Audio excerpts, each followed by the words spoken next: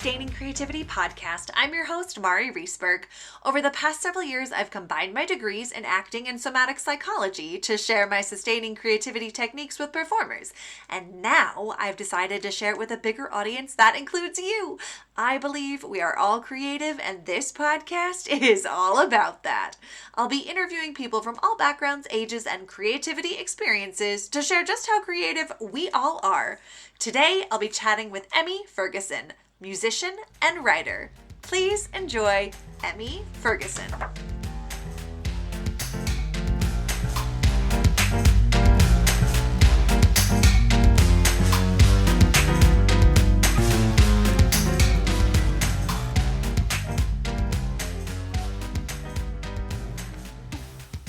Welcome to the Sustaining Creativity podcast. Today I am here with Emi Ferguson, musician and writer. Welcome to the podcast.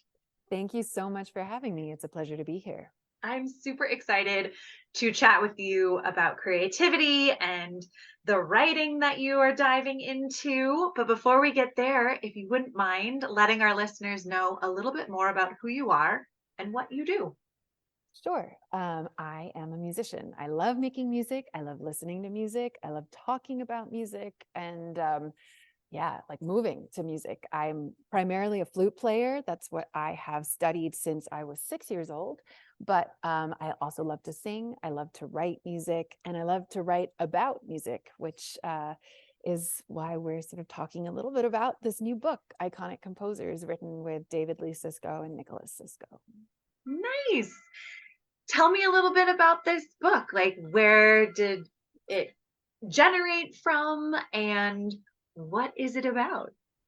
Yeah, well, David Lee Csicsko is an incredible artist. He does these really amazing illustrations of various different people throughout history. And he has created a book series for children or ages 12 and up that profiles different types of creative people.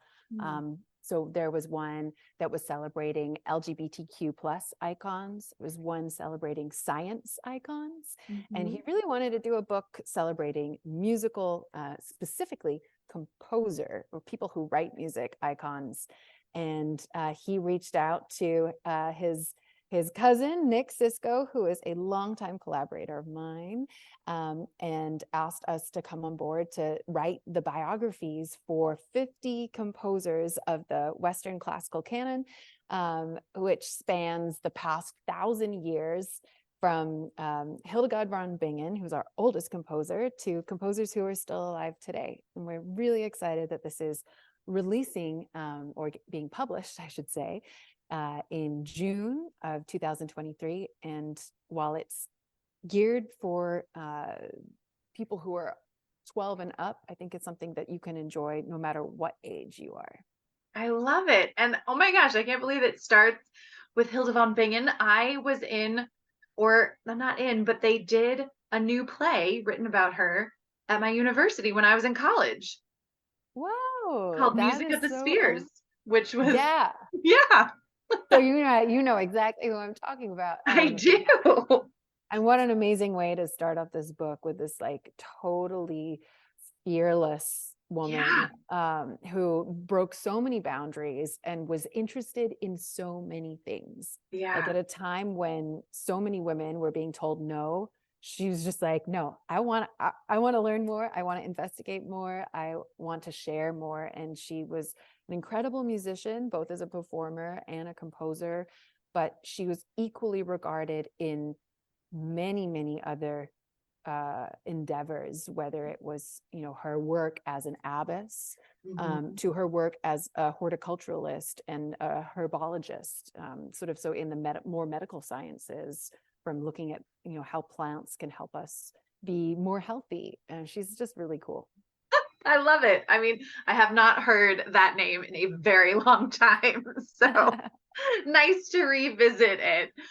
But I'm so curious, being a musician and a writer, and it sounds like immersed in kind of creativity and the creative arts. What does it mean to you to be creative?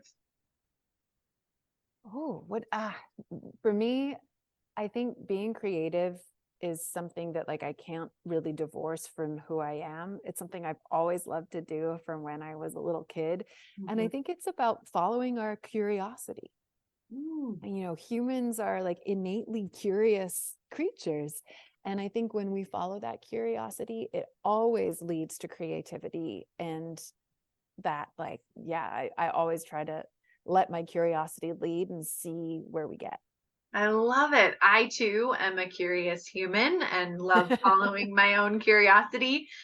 I, speaking of curiosity, have curiousness about that transition from like being a curious child to being a curious adult. And how did you successfully make that transition? I don't know if I have. But I mean, I think a lot of it is like not losing sight of what that sort of what a child's curiosity is, and trying to maintain that as an adult when we are sort of trying so much of our world tries to limit us, tries to put us in a box, tries to, whittle us down to like one thing and one thing only. But I think for me, the challenge is really making sure that I encourage myself to learn more and to want to find out more about all these things. Go digging, go digging about anything that, and especially with the internet, you can do a lot of digging right from your couch, and find out amazing things. And one thing will lead to the next and lead to the next. And before you know it, you've stumbled upon a whole new passion. Yeah. Oh, how fun. I mean, just following the trail of things and getting new information and having new ideas from that. It definitely sparks my own imagination hearing you talk about it, for sure. I wonder, you mentioned kind of the challenge for you of like keeping that alive in your life. How, like, what are some of the maybe more creative challenges that you come up against, and then how do you solve them? For me, I think some of the biggest creative challenges is that like I have all these ideas that I think are amazing in my head. And whether they're actually practical in real life or possible, the challenge for me is always the translation into doing.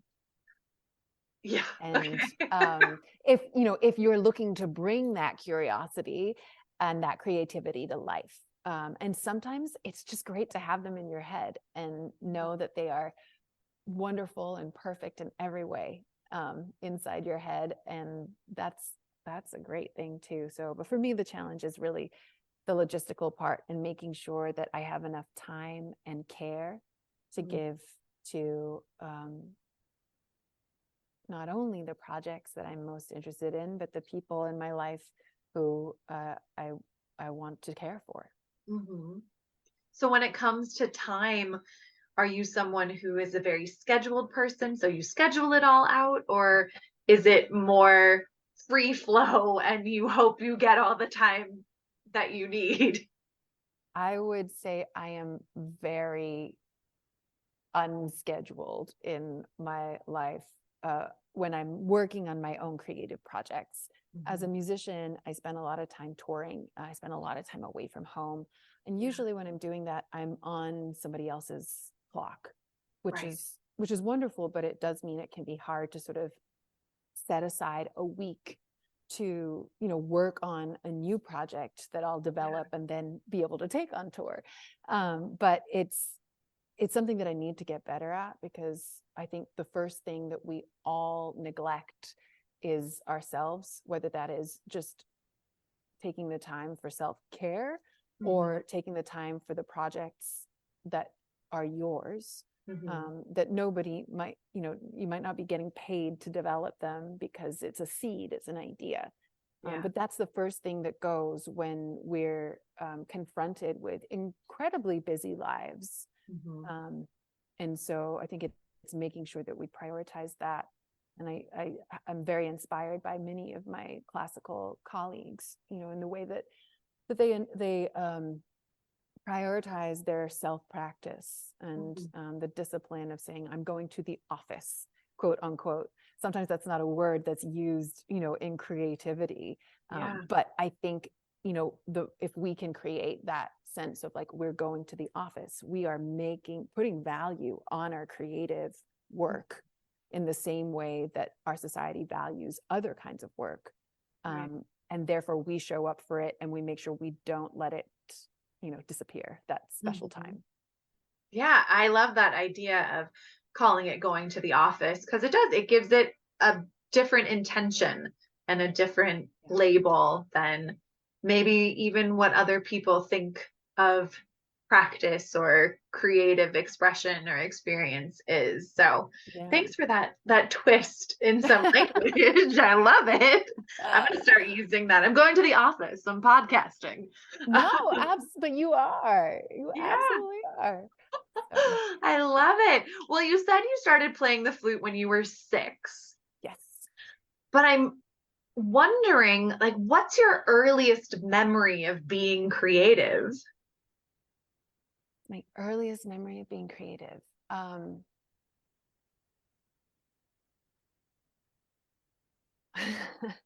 It's hard to think about what is a memory and what is like a picture. I think we have these incredible I have some incredible documents from my parents of like me being creative as a 2-year-old, but I don't think I remember that. But there's like, I've got like a paintbrush, and no one should ever give me a paintbrush now ever again. But I loved that. I loved playing with all sorts of things that allowed for possibility, whether that was music, whether that was outside, like loved digging in the garden and finding things. But I mean, I think a lot of it for me was through singing. When I was really little, my parents really encouraged that.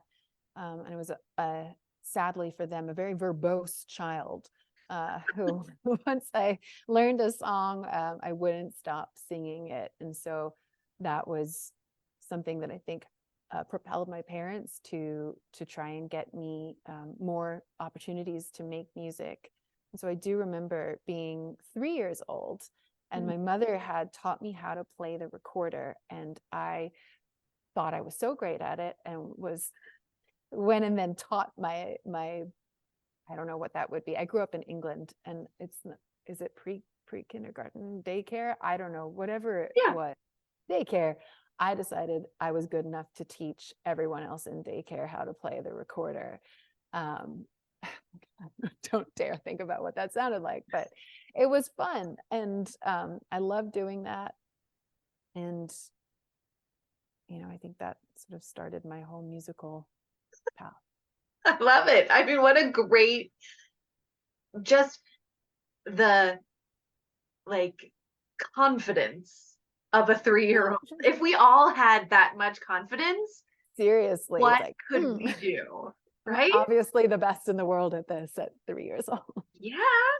I mean, if I had the confidence of my 3-year-old self, what would I be doing today? Like that would be such a fun exploration. Like the confidence of a 3-year-old. The confidence and the curiosity of a 3-year-old is amazing, and they're so brave. There's vulnerability doesn't exist in the way that I think once you get to like 10 years old and your sense of ego suddenly becomes apparent, you're like, everything shifts and changes, and the more we can sort of strip that away, I think the freer we are to follow our creative passions. Absolutely. So the recorder at 3, the flute at 6, was that the progression? It went from the recorder to the flute, or were there other instruments in between? Like, how did you settle on the flute, I guess is my question. Goodness. I played the piano starting when I was 4, and it wasn't, I mean, I still play very, very little. I'm not good at all, but it wasn't the right fit for me. And I don't remember why I wanted to play the flute. I just remember that I did. And I told my parents I want to play the flute, and I was so lucky that they were so encouraging, and they said, all right, we're going to go and get a flute. And we were living in London and England at the time. and I brought it home and I opened it upside down and it all fell out onto the floor. And they were like, but of course, I had to open it because I knew what I was doing. I did not know what I was doing. Opened it, fell everywhere. And so my parents said, okay, put it away. We're going to a flute concert next week, and I'm sure there'll be someone there who can help you figure out how to put it together. And that flute concert happened to be from a very famous flute player named James Galway.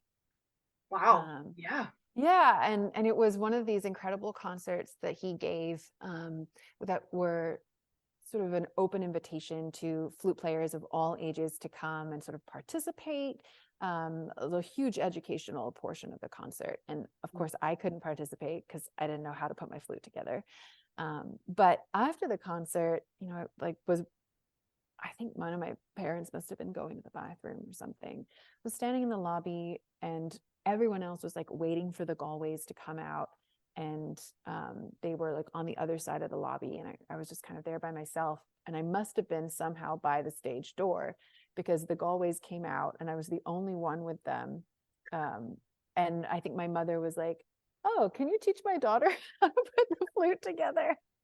And so James Galway taught me how to put my flute together when I was 6. And the rest is history. Oh my goodness. What a unique experience to have, and such a great kind of start to music in that kind of capacity and more formal presentation of music. Yeah. Now, I guess it sounds like that concert was very inspiring for you as a 6-year-old, but in your world today, who or what is inspiring you? I am so inspired by the colleagues that I get to work with. I feel so lucky to get to work with amazing artists. And that starts, of course, with my co-authors of this book, Nick and David Csicsko, who are so inspiring in not only the work they do, but like the way that they think, the way that they communicate, and how passionate they are about the arts and as well as life. And so I feel very, very fortunate to have people like them in my life, as well as my musical colleagues who I, get to share so much with, both in the rehearsal process and on stage. And that to me is I feel so privileged to get to go to work and do that every day. And I mean, I just feel very, very lucky. I love to talk to musicians, and I'm curious, do you have a favorite piece of music that you have written or that you play or that you perform? And what is it about that you love so much? Oh, I don't have a favorite piece of music because that would be impossible. Which, that's not a fair answer, but I think what I thrive off of is sort of not the specific piece of music, but how it impacts an audience. And so when there's that like magic syzygy of like the right piece in the right place with the right performers and the right people in the audience, and everything lines up, and it's this like magical moment of like, oh yeah, this is important, and it's about human connection, and you can see that in an audience. You can feel it, and it's very different when it happens and when it doesn't happen. And that's like that feeling of being alive, and why we make art, like that is why. I love that description because I know what you're talking about. I've experienced it as a performer. But yeah, I know, having to say this is my favorite, it's challenging. No, but sometimes you've got, sometimes it's like, yeah, this is. And my problem is, some days I have, songs of other people's that I listen to on repeat. Yeah. But, then the next day I'll have a different song. Right. And that's the beauty of it. Like, we can grow and we can change, and pieces that we never thought we would like become Absolutely. our fixation. Yeah. Oh my gosh. I 100% agree and know that very well. Listening to things on repeat, learning every lyric and every Yes. line and everything about it. Now, working in the creative arts world and field, I imagine you meet a lot of people, and some people may not feel as creative as others. How would you encourage people who may not feel very creative to find creativity in their life? I mean, I think a really easy way is to just go for a walk. Mm, As silly as that sounds, like, go for a walk and notice things, like, go slowly, especially if you go for I mean, I live in New York City, and one of my favorite things to do, especially at night, is like walk through the city with no goals, no mm, ambitions, no place to mhm. be, but just observe, and you can observe, people hanging out, you can observe wildlife, you can observe the lights, the architecture. There's so much to be inspired about just, in your backyard. Go outside and watch the birds, get really close up to a tree, and see like what's going on there, and then back away. But there's so much right in front of our faces, but I think we have to sort of, in some ways, detach ourselves from the programmed life that we are in so often, from the scheduling. It's like, from this here to here, we will do this, and then there's this, and then we go Right. to sleep. But like, if you can take that time to breathe and say, I'm going to go outside and just enjoy, see what happens. Mm, I love that reminder or the invitation to go slow and Yeah. explore and experience your surroundings. Maybe things that you've seen 100 times, but when you slow down, you might experience them differently. Yeah, and I mean, it's a question that I was asking myself actually as I was thinking about this book, because part of the sort of like reason of being for the book, for me, is that I want everybody to feel like they could be a composer. Mm, No matter who you are, you can also be a composer, and there's so many ways you can do that. Just, you can sing, of course, but you can go outside and just like rub two rocks together, and mhm. you've created this amazing sound. You like move with your body, you can create sound like in yourself.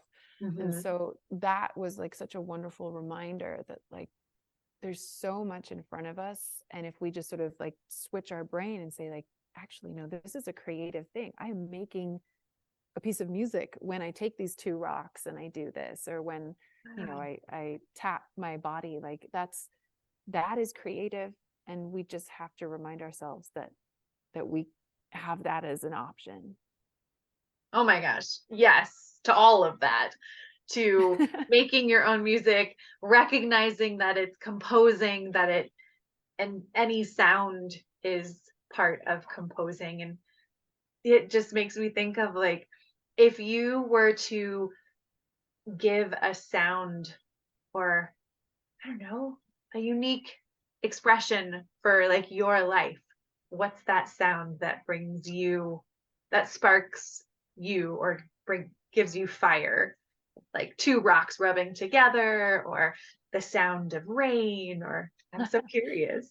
Well, I know that Nick Cisco would say the sound of rain. He loves a good thunderstorm. I love, I mean, I play the flute, and so much of my job is imitating birds. Mm-hmm. And so it's hard for me to separate that from the actual bird. It's like, Yeah. it's, so much of what I do is about imitation. And so I am very far from an ornithologist in any way, shape, or form. I'm just an appreciator, and I've been appreciating that more and more lately. I can't stop watching these videos on Instagram of these mimic birds. I love it. But I think it's between that and like I love the sound of like when a droplet of water hits a pool, and it's just like that perfect. But I don't know, that's a really good question. I have to think more about it. Well, think more about it. It just came as you were talking about the sounds that we use in our life that compose kind of the sounds of our life and the things that we enjoy experiencing. Well, this has been such a treat to chat with you. I have one last question. What does it feel like in your body to be creative?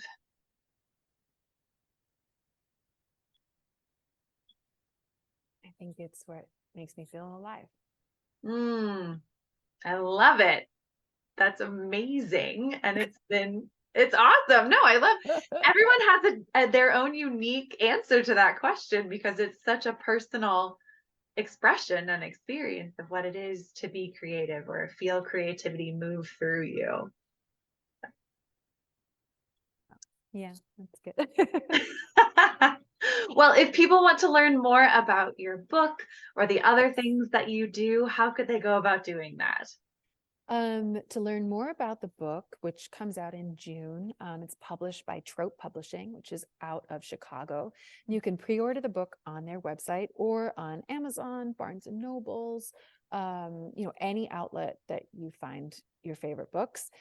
You can also find information about it and the links to order it on my website, which is www.emiferguson.com. And that also has, where I'm playing concerts.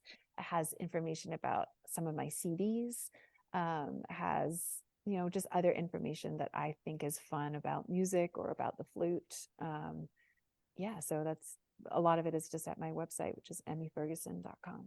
Perfect. Well, I will put that in show notes so people have easy access. And thank you again for taking the time to chat with me. It has been a pure pleasure. Likewise. Thank you so much.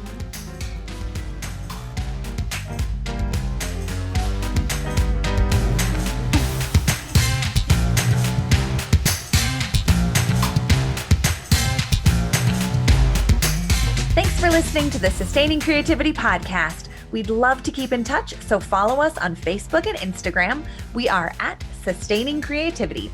Make sure to subscribe to the podcast wherever you listen to podcasts. Tag your friends and family so they can listen too. We love to hear from you, so leave your reviews, comments, and questions. Check out our website, sustainingcreativity.com, for upcoming offerings and creativity coaching. Tune in Tuesdays for our next episode. And remember, with creativity, anything's possible.